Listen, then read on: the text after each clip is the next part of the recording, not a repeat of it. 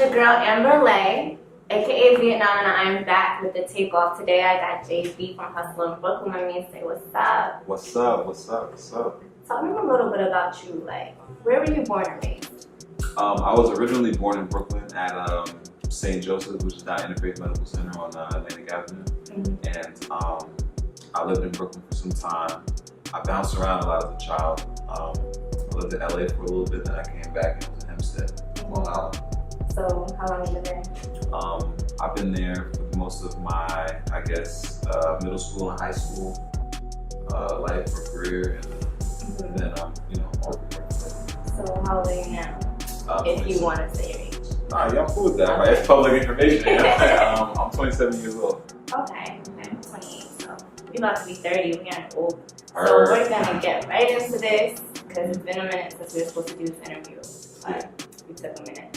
Anyways, tell me about your podcast, Hustle Soul Separately. It's a show under the station that I'm a program director for, Hits 101.9 FM, which is KCAB and Starcom Networks, and we're syndicated to iHeartRadio, Radio Line app in UK, and we also have podcasted segments for Apple Music and Spotify and so forth and so on. So it's a syndicated radio show that I created about a year ago. And when KCAB came to me originally, they were just trying to build the urban side of things at the station. And I accepted. It was definitely crazy because the radio world is ridiculous. But nonetheless, I accepted the challenge, and along with my team, Fab, who's my assistant program director, Fabiola, and my content director, Joel Scott, and the intern and everybody else, we were able to come together, put together a nice cast of people, myself, Jonathan Fernandez, and formerly Ochinai Ali. And we were able to build the numbers from there. So how did it start? Like the idea of Hustle? Well, when they came to me about it, I just wanted to figure out a way to kind of stake my claim in it because I don't really like necessarily to invest my time into things that I kind of move on from. And usually in business, I was obviously long campaigns and short campaigns. But I'm at the point, or when they came to me with the offer, I was at the point in my career where I wanted to do more long-term investments, things that were set for the future. And from there, I kind of had to figure out what was important to the culture and, kind of utilize my relationships as well as my co-host relationships for us to get those controversial, segments and first-hand experiences from celebrities throughout the entertainment world. So what do you guys mainly talk about? It's celebrity news, top 40, top 40 segments throughout the station, but with hits, we're urban, and hip hop and R&B, top 10 countdown, those kinds of things, neighborhood news, and we try to cover most things because we're syndicated in a few cities, like 22, 30 cities. 22 is not 30, so let me say 30, because it's more than 30, but I want to say 30 to be sure. And we try to make sure that we cover on all those regions because these people, they're smaller cities. We have a lot of antennas that are smaller populations, 50,000, 60,000 people. So we want to make sure that we really touch on the topics that matter to them as opposed to just what matters to the Big Apple and what matters to LA, what matters to our Fort Lauderdale audience and stuff like that. So it's local but not really local? Yeah. Oh, okay. On a broader scale. Yeah, definitely. So you do a lot of stuff. So I want to break down everything that you do. You told me that you run 200 plus billboards nationwide. Yeah, that's all of those things are under the agency that I founded, Legends in the Making Inc. And those are just kind of streams of revenue through the company that we utilize to help our clientele. It's basically branding and promotion. And then on the celebrity talent, management side, that's really what I'm hands-on with. I manage celebrities, and then I manage three top-tier producers, SK, Young Coral Speeds, and Von Solo. Actually in the background. Yeah, Von Solo's here with me. But, so, what would you say your ideal client is? Because I know a lot of artists, a lot of people want to work with you. So what would your ideal client be? My ideal client is one who's just willing to work, and who's very conscious of themselves on a personal level. And self-awareness is key for me, and that's really about it. As long as they're willing to work hard and they're self-aware, you really can't beat those kinds of things. So it could be anybody, like from model, singer. Yeah, just depending on what you're trying to do. There's like a basis to everything when it comes to success, and there's like a certain formula. And certain elements you tweak when it comes to the different like spaces in which everyone's in, like you said, models or on-air talent or makeup artists, or it could be anybody, just depending on what their platform is. You take those different things and tweak it a little bit, and it all works the same. Okay, I like that. So, how did you know that you wanted to manage producers? Because that's different. I've heard of it, but it's not really known. Yeah, I think that when it came down to my love for music, I'm more so into the sonics, and also with so many things going on, it's less time consuming on a day-to-day basis than artistry, managing artists day-to-day, because producers are very self-motivated. They go in, they cut 20 records, and then most of the work is emails going back and forth trying to get placements. From time to time you're at events and things like that, but for the most part, producers are in the studio waiting on the back end, the emails and so forth and so on. So that allows for me to take more time with the station and build other platforms that are kind of pivotal and things that I wanted to add to the agency before I kind of let like the junior agents and people that we hired to the company take over from there. So when did you know that you wanted to do music? Because your way of doing music is like Diddy's way. Like you pretty much you sit back and you make all the business moves, and you're contributing to music in a different way. Yeah. Because you're not a rapper and you're not a producer. You feel me? So what made you want to hop into that? I think my initial experience in,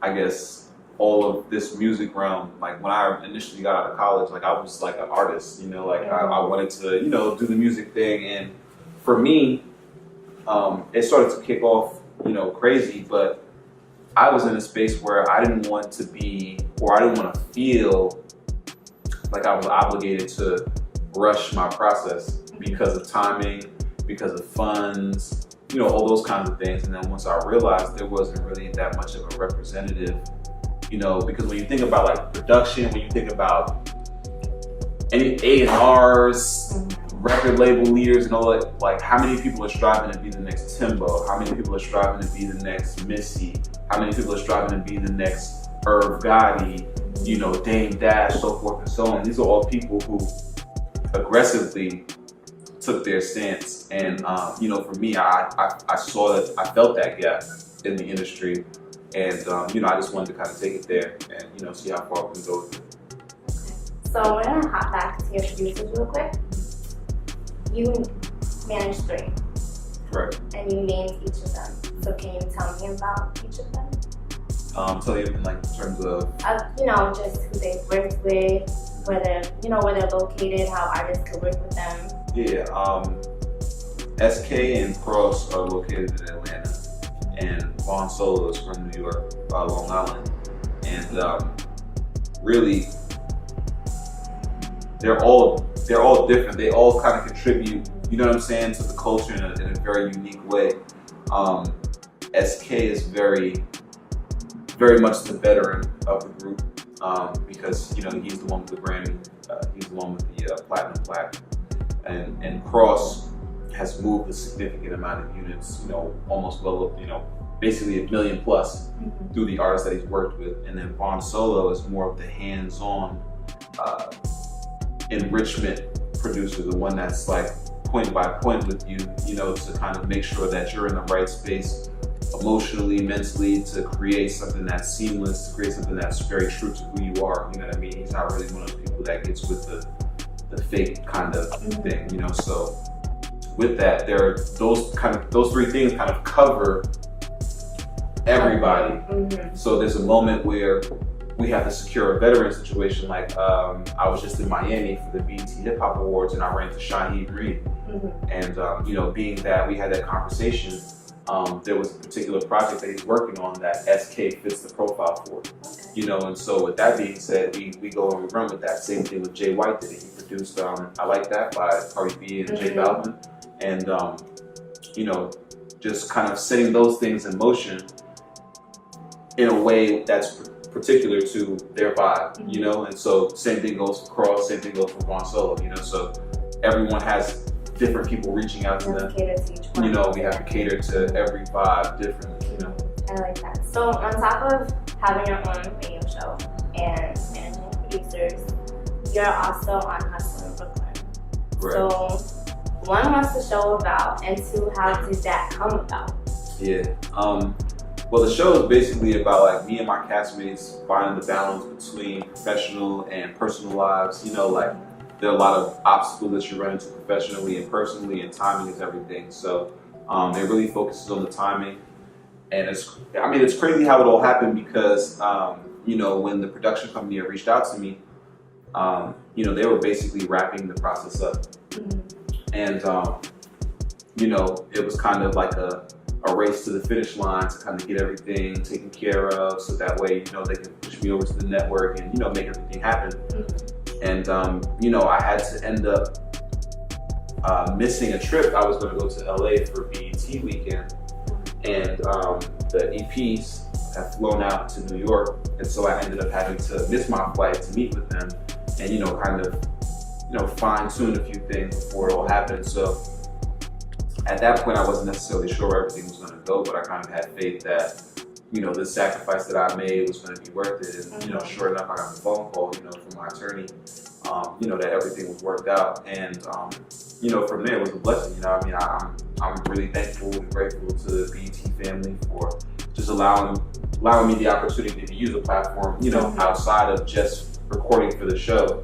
You know what I'm saying? And it definitely helps with everything. So, you know, it's crazy. You just do it all. Pretty much do it all. Yeah, I'm chilling. You know, just trying to stay out the way. And, so when does Hustle in Brooklyn premiere? October 16th, right after the Hip Hop Awards. Sure about that. Positive. Tuesday, October 16th, right after the Hip Hop Awards. Hashtag Hustle in BK. You know what I'm saying? And only on BET. It's only on BET. So we're gonna hop more into a personal level. So this is the question that I ask the majority of my artists, because we have a female fan base and females want to know, do you have a special lady in your life? Yeah, I got somebody that I, you know what I'm saying, that I rock with, and you know, it's just it's crazy just with the balance of everything. You know, it's a very fragile place when you have television, radio, your agency. It gets really crazy, but you know, at the end of the day, you know, I was always taught to go after what you want. You know what I'm saying? And so that's the person that I am. So you know, I feel like anybody who wants to make it work will make it work. That kind of thing. So you don't think, putting yourself in her shoes, you don't think it's hard dating someone that's a public figure? Because I've dated public figures, right? And even though I'm a very secure woman and I have my own thing going on, the fans do get out of line because, you know, I be getting screenshots and messages saying, let me make you a single father. It's like, yo, so how does she deal with that? How would you deal with that? I mean, I think that it's important to kind of know those things beforehand. And I mean, you really never know until you're in the situation, you feel me? But for her, she's just as influential, you know, and not to say that it always has to be that, but you know, she has her own life, her own career that she's taking care of, and we meet in the middle, you know what I mean? And as long as that continues to happen, everything should be cool, you know what I'm saying? And it's never like, you know, there are little things obviously, but when you're in the process of like getting to know someone and it's been a while, you know, you gotta kind of take it slow and be patient. You look like a little kid talking about her. Do I? Because you all fidgety. That's cute though. That's cute. You're making you glow. That's really cute. So glow. That's a good thing. Word. So the takeoff is about inspiring people, as I told you before. So I always ask my guests to say a struggle story of theirs. I know that you've been through a lot to get to where you are now. Yeah, word. And I just would like for you to share a story with the viewers about something you went through where you almost threw in the towel and was just like, yo, fuck it, I don't want to do this no more. But something happened where you're just like, nah, Y'all ready keep for going. this? I'm ready. Nah, I mean, the story really, like, the craziest story that I have is probably like the story, like the origin of the agency. Because it really started in Houston, Texas. That's where I was at the time. When did you live there? Like literally right after college, I had this little songwriter's deal, and then I went out there and I got I paid my way out of the contract because it was super janky, and I kind of just had to restart from there. And I was in Texas. I'm from New York. Never been out. I never lived, outside of outside of with my mother. I never lived anywhere on my own or anything like that. So Texas definitely helped in the process of making me a man. It was, it was a dope time. I can't lie. How long were you there? Like 5 years.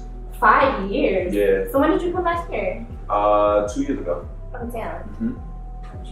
Okay. Yeah, 2 years ago. So I came back 2 years ago, and so the origin of the story is simply like, at the time I was in Texas and I was dating this girl, and like the relationship was always dating somebody. Nah, I'm not always dating somebody. I'm just saying at the time I was dating somebody, and that was the gap from now till then. Wait, she was in New York? Nah, she was in Houston. Oh, I was about to say that's tough. Nah. So she was in Houston, and it was just crazy. Like things were up and down for her. You feel me? And I was going through a lot because at that point I was basically trying to figure out what I was going to do. I was trying to chase my dream, make money, work in a job. Like I was substituting. But it was kind of cool because the setup was dope. Like it was like a little $150 a day gig. You feel me? I had to be there for like 6 hours or whatever at the high school or whatever. That was kind of chill. But I was kind of too chill for the district. Like they were very like, and so they're very and then one time this kid came in with a Confederate flag or something. I was like, bro, hold on. I said, wait, bro, what? Yeah, but it was on his jacket and on his belt. I'm like, bro, hold on. We don't have to talk about this. And yeah, that's when all that kind of went down the drain. So when that happened, basically, I didn't have really much income, so I was falling behind on the rent.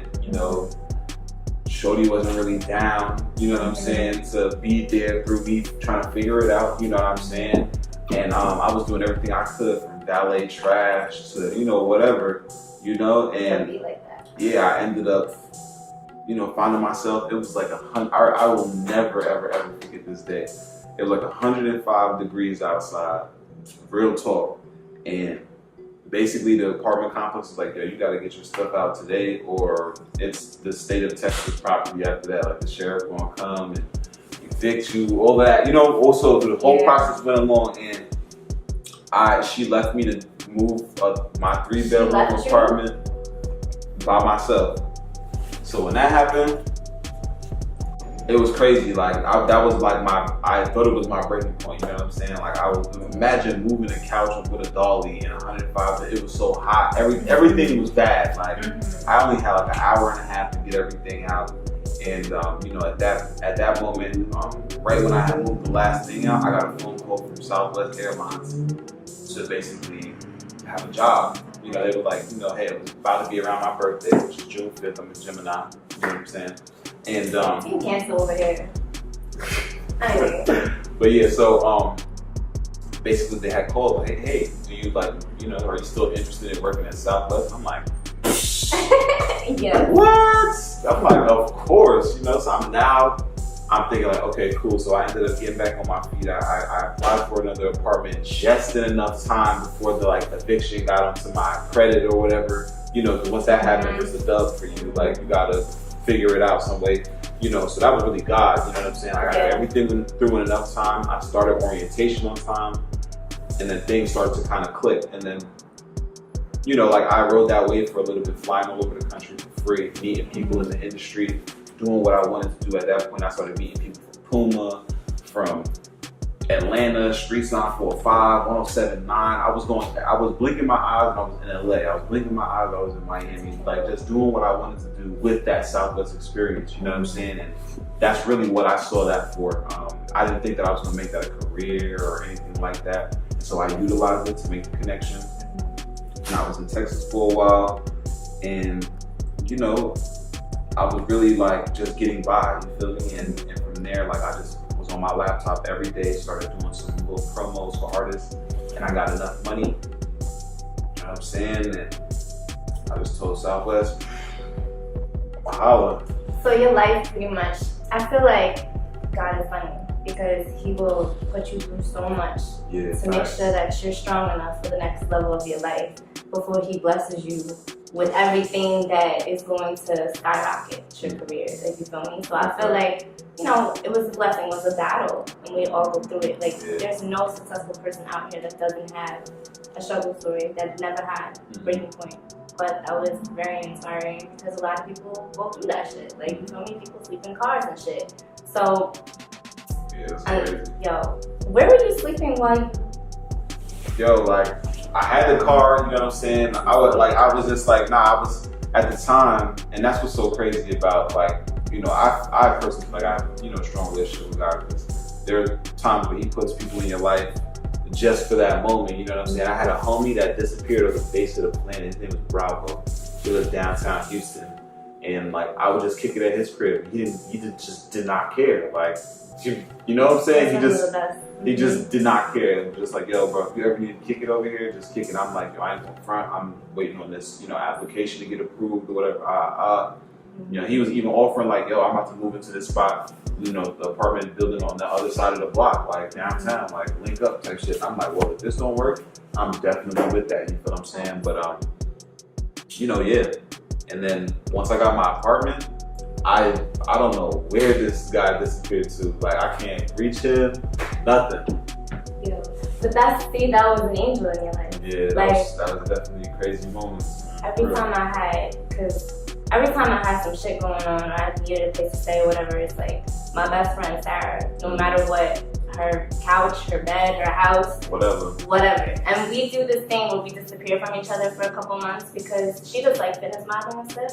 So mine's, you know, my career's not like hers. So we always split up for a couple months. We always come back together.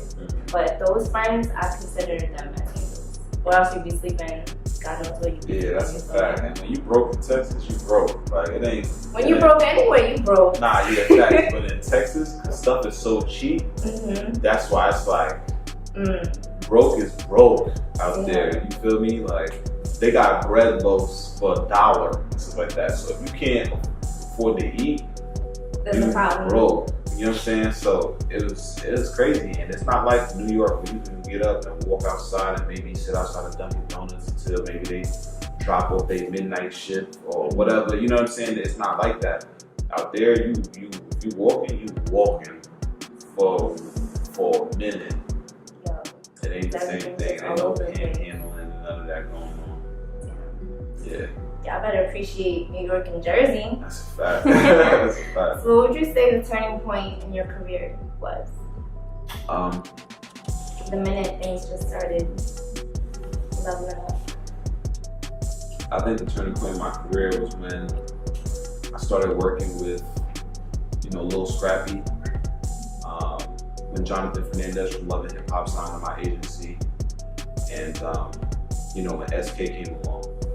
I think that those three major entities believing in what I had going on allowed other people to see like, okay, if they down with it, I know this guy gets the business done. And you know, it's for me, I've always had an issue with publicizing how much I do, you know, as opposed to what I'm involved in. Because like if you go on my Instagram or my Facebook or whatever, you see the stuff that I'm going to be at and who I might be with, but you don't necessarily hear about all the things that my agency accomplishes, you know what I'm saying? So,